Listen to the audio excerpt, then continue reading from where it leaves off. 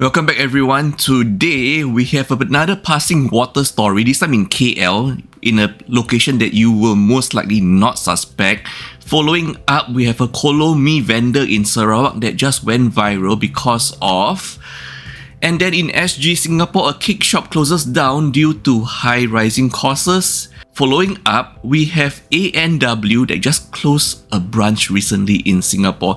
And for our last story of the day, stray cat feeders in Singapore just got a boost and some notable context compared to a story we previously mentioned about feeding stray pigeons.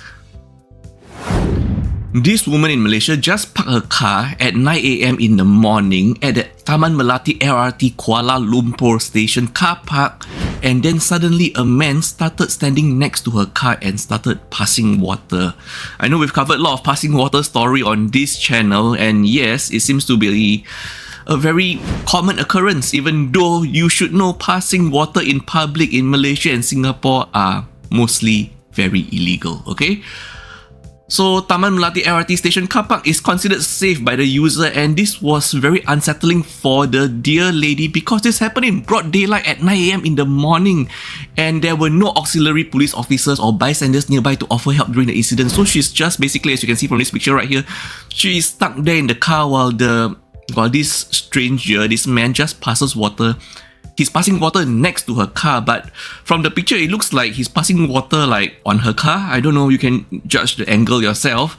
And also, you should know there have been cases of people passing water in public because it's late at night, they couldn't find the public toilets or they're too drunk. But come on man, this is 9 AM in a broad daylight. Next to the LRT, there are amenities, there are public restrooms at the LRT station, am I right? So what is going on is this, and the car just parked. How could the man not be aware the car just parked? Is the man not aware there is a driver, a female driver in the car itself? So there's a lot of question marks right here. The post shared on April 24, 2005 has gained a lot of attention, with netizens supporting a call for better safety measures. Suggestions include locking doors and honking to attract attention or to tell the man, hey, don't pass water in public. This is a broad daylight and you're passing water either on or beside my car, and come on, I'm seeing everything. Most importantly, this story highlighted the need for enhanced protection for women in public transport facilities.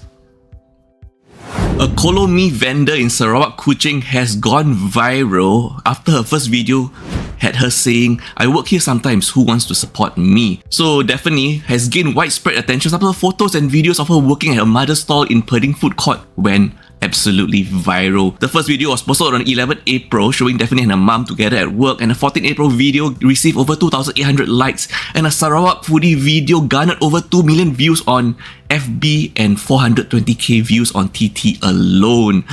Obviously, this viral attention has led to a significant surge in customers at the stall within a week. Daphne is a beautician by profession but began assisting her mother full-time at the stall from 14 April.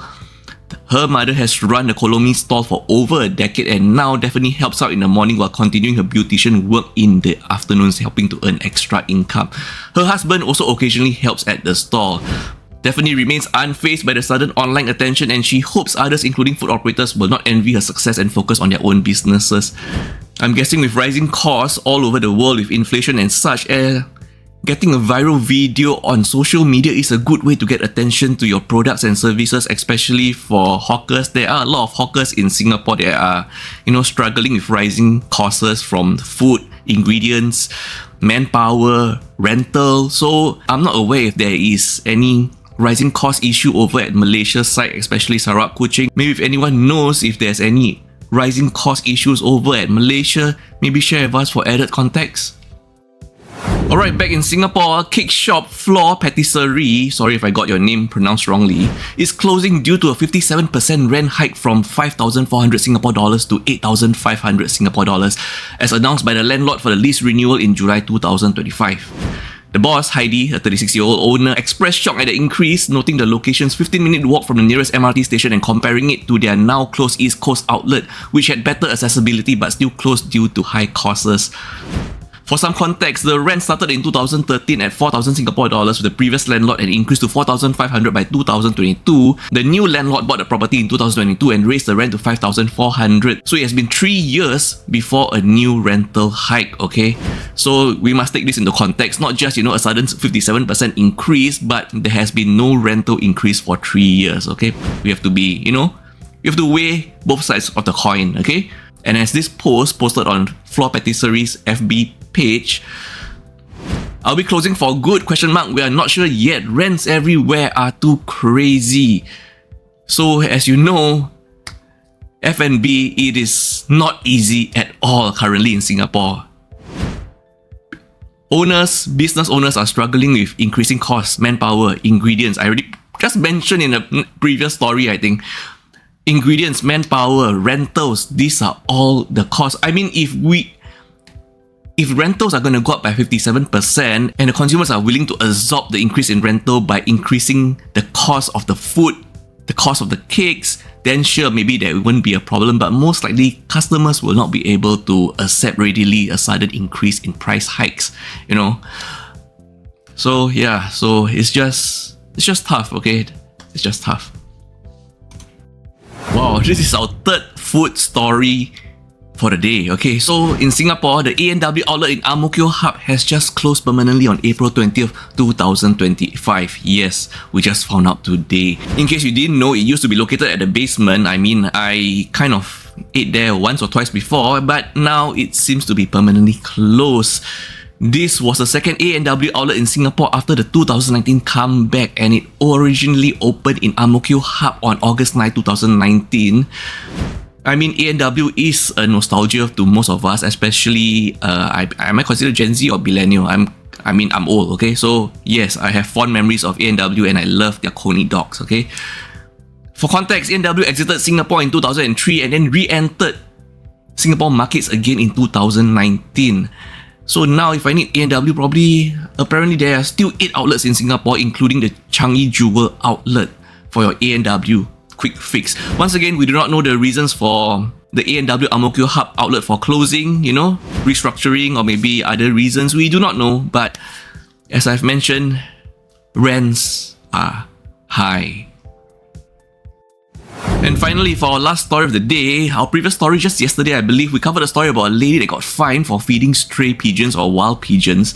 And then there was a comment that said that if people are getting fined for feeding pigeons, then people should also be getting fined for feeding stray cats. Am I right? I was like thinking, that was a very interesting point. Yeah, good point over there. And then today I saw this news. So over 18 feeders in Boon Lay and Jurong West have been credited with 10,310 Singapore dollars. Each feeder receive about 250 to 300 Singapore dollars in pet food credits so that they can help to support feeding over 250 stray cats. I was like, what? So it's actually okay to feed stray cats but not okay to feed stray pigeons, or is it considered wild pigeons? So I went to deep dive a little bit, and yes, so basically this is how it goes, okay? Under Singapore's Wildlife Act, it's illegal to feed wildlife, which includes animals such as pigeons, wild boars, monkeys, okay, wild birds and snakes. I mean, who is feeding snakes? And other native or non-native wild animals not classified as community animals. So listen carefully, cats, stray dogs are considered and classified as community animals. So it's okay to feed stray cats, stray dogs. It's not illegal to do so. But if you feed pigeons and other wildlife, monkeys, wild birds, yes, that is not okay to do so in Singapore, okay? This is something that I just learned today covering this news. So I hope that helps everyone with more further context, and I bid you good day. Once again, so that poor lady that got fined for feeding the pigeons, right? Maybe she's not aware about the differences, like this is subtle difference, like I wasn't aware. So maybe, maybe she wants to feed animals. She could start feeding, stray cats, stray dogs. Yeah, because they're classified as community animals. So, yeah,